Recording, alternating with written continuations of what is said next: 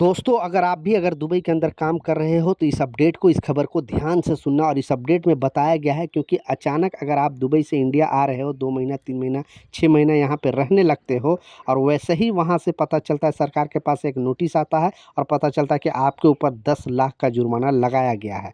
ये क्या अपडेट है, क्यों ऐसा हो रहा है, प्रॉपर डिटेल में आपको इस वीडियो में बताने वाला हूँ। तो इस वीडियो को बिल्कुल हल्के में और मजाक में नहीं लेना। यूएई के किसी भी स्टेट में अगर काम कर रहे हो और इंडिया आ रहे हो तो इस रूल को, इस नियम को समझ लेना, नहीं तो बहुत बड़ी प्रॉब्लम में फंस सकते हो। और ये जुर्माना दुबई में नहीं लगाया जा रहा है, इंडिया में लगाया जा रहा है। बहुत सारे लोगों पर आना स्टार्ट भी हो गया है। दूसरा जो अपडेट है, आपने स्टार्टिंग के क्लिप में, शॉर्ट वीडियो में दिखाया, क्योंकि बहुत सारे यात्री के साथ इस तरह का घटना घट रहा है, वो भी आपको इस वीडियो में बताने वाला हूँ। तो 2-3 मिनट का वीडियो है, लास्ट तक जरूर देखना ताकि आपको पूरी जानकारी मिले। तो चलिए स्टार्ट करता हूँ, बताता हूँ अपडेट के बारे में। तो जैसा मैं स्टार्टिंग के क्लिप में दिखाया, अभी इंडिगो के खिलाफ बहुत सारे यात्री जो है एयरपोर्ट पे हंगामा कर रहे हैं, नारेबाजी कर रहे हैं। इसका कारण है क्योंकि बहुत सारे लोग अभी सस्ता फ्लाइट लेने के वजह से, मालूम है आपको, अगर गल्फ कंट्री से भी आ रहे हो तो सबसे सस्ता जो फ्लाइट है आपको इंडिगो ही प्रोवाइड कराती है। इस वजह से जो है टिकट का प्राइस कम होता है तो लोग उससे ही सफ़र करना चाहते हैं, यानी इंडिगो से ही सफ़र करना चाहते हैं, क्योंकि वहाँ से 3.5-4 घंटा में आप इंडिया आ जाओ, मुंबई एयरपोर्ट में आ जाओ, दिल्ली एयरपोर्ट में आ जाओ, या कहीं पर भी आ जाओ। और या फिर कनेक्टिंग फ़्लाइट भी है, ज़्यादा तो इंडिगो का ही कनेक्टिंग फ़्लाइट है, इसलिए लोग वहाँ से इंडिगो का ही सफ़र करते हैं, इंडिगो के एयरलाइन से ही सफ़र करते हैं। तो इसमें बताया जा रहा है, इसलिए नारेबाजी हो रहा है यहाँ पे।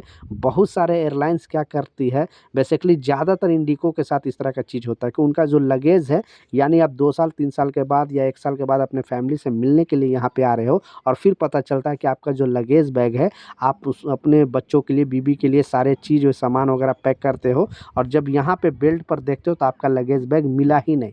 फिर आप संपर्क करने की कोशिश करते हो, एयरलाइन से पता करते हो कि हमारा जो लगेज है वो कहाँ चला गया, लगेज बैग कहाँ चला गया। तो फिर वो बोलता है कि आपका जो है एक बाद में फ़्लाइट आने वाला, उससे आपका लगेज बैग आ जाएगा और आप घर पे जाओ, आपका 2 दिन 3 दिन के अंदर आपका जो लगेज बैग है वो मिल जाएगा।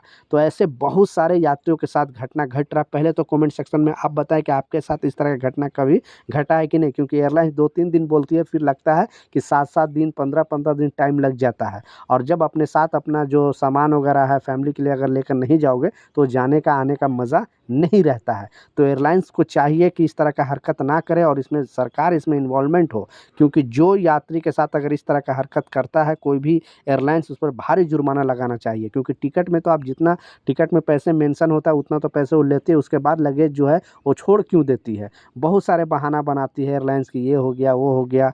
तो इसमें चाहिए कि सरकार को इन्वॉल्व होना चाहिए और जो एयरलाइंस इस तरह का हरकत करे, क्योंकि जो लोग एनआरआई अदर कंट्री में काम करते हैं, जैसे दुबई में अगर आप काम कर रहे हो तो अपने फैमिली को सपोर्ट कर ही रहे हो, लेकिन वहाँ से जो पैसे आप भेजते हो तो भारत सरकार को भी बहुत ज़्यादा यहाँ पे फ़ायदा होता है। इसलिए एनआरआई को कदर करना चाहिए सरकार को, जो अपने फैमिली के छोड़ के 2-2 साल, 3-3 साल बाहर गल्फ़ कंट्री में काम करते हैं, वहाँ के खाते हैं, वहाँ का पीते हैं, वहाँ का पैसे सब कमाते हैं और यहाँ अपने फैमिली के लिए पैसे वगैरह भेजते हैं ताकि देश की भी तरक्की हो और उनका फैमिली भी सही से चले।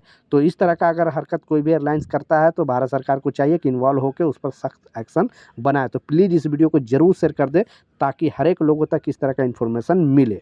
दूसरा जो इम्पोर्टेंट अपडेट है, आपने टाइटल और थंबनेल में बिल्कुल सच पढ़ा है कि आप यहाँ दुबई में रह रहे हो और अचानक घर आते हो, घर में 2 महीना, 4 महीना, 6 महीना रह लेते हो, क्योंकि आप सोचते हो कि अब मैंने 10 साल रह लिया, अब आराम से घर पे ही कुछ बिज़नेस करूँगा या कुछ करूँगा, अब दुबई नहीं जाऊँगा। कि कोई भी परदेश कितना साल रह सकता है, 2 साल, 4 साल, 5 साल, 10 साल, 20 साल, आखिरकार आपको तो घर में आना ही है, घर में कुछ ना कुछ करना ही। लेकिन पता चलता है कि अचानक आपके ऊपर सरकार के पास से नोटिस आता है कि आपके ऊपर 10 लाख जुर्माना आ गया। तो उस टाइम आपको कैसा लगेगा? एक तो आप जॉब छोड़ के घर पे आए हो, घर पे कुछ करने के लिए ट्राई कर रहे हो, अचानक आपके ऊपर इतना जुर्माना आ जाता है तो फिर आपका दिमाग हिल जाएगा। तो इसलिए इस अपडेट को, इस खबर को ध्यान से सुनना और आपको इससे बचना कैसे वो भी आपको इस वीडियो में बताने वाला हूँ। कुछ लोग तो हल्के में लगेगा, सोचेगा नहीं ऐसा कुछ नहीं है, लेकिन जब आपके साथ घटना घटेगा तब एक्चुअली समझ में आएगा कि रूल क्या है, नियम क्या है। तो जैसा आपको पता है कि बहुत सारे हमारे भारतीय लगभग 4.3 मिलियन भारतीय यूएई के अंदर काम करते हैं, दुबई के अंदर काम करते हैं।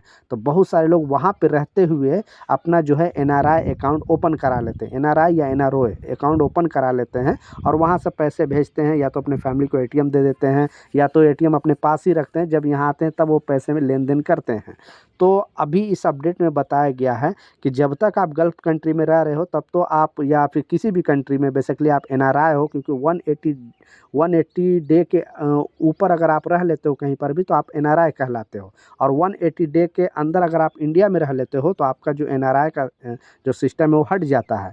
तो आपने अगर एनआरआई ओपन कराया है और यहाँ आने के बाद फिर उसी अकाउंट से लेन देन 1 साल हो गया, 6 महीना हो गया, 7 महीना हो गया, 2 साल हो गया, 3 साल हो गया, अगर लेन देन लगातार करते रहोगे तो फिर आपको अचानक है 10 लाख तक का जुर्माना आ सकता है, क्योंकि ऐसे बहुत सारे लोगों को आ रहा है। क्यों, इनका गलती क्या है, क्योंकि जब वहाँ से आप छोड़े हो और आपके पास एनआरआई है, एनआरओ अकाउंट है, तो पहले जिस ब्रांच में आपका अकाउंट है वहाँ पे जाकर आपको इन्फॉर्मेशन देना पड़ेगा कि हम अब यहाँ शिफ्ट हो गए हैं, हम अब बाहर नहीं रहेंगे और मेरा अकाउंट है, एक फॉर्म भरना पड़ेगा। आप बैंक में जाकर फॉर्म भर दो और जो अपना एनआरआई जो अकाउंट है वो चेंज करा दो। अगर लेन देन नहीं करोगे तो प्रॉब्लम नहीं है, लेकिन अगर लेन देन जारी रखोगे और आप बैंक का इन्फॉर्मेशन नहीं दोगे तो फिर टैक्स डिपार्टमेंट की तरफ से आपके ऊपर जुर्माना लगाया जा सकता है। ऐसे लगना स्टार्ट हुआ। प्लीज़ इस वीडियो को ज़रूर शेयर कर दें हर कामगार भाइयों तक, ताकि उन तक भी इस तरह का इन्फॉर्मेशन मिले। और जिस भी ब्रांच में उनका जो अकाउंट है, अगर यहाँ परमानेंट इंडिया में रहने के लिए आप सोच रहे हो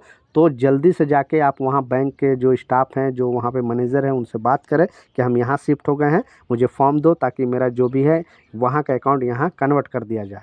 तो इस चीज़ का लाजिम ख्याल रखें। बहुत सारे लोगों के साथ घटना घट रहा है, इसलिए मैं अपने इन्फॉर्मेशन जो है आपके साथ शेयर किया। मिलता हूँ नए अपडेट के साथ, नई जानकारी के साथ। जब तक जय हिंद।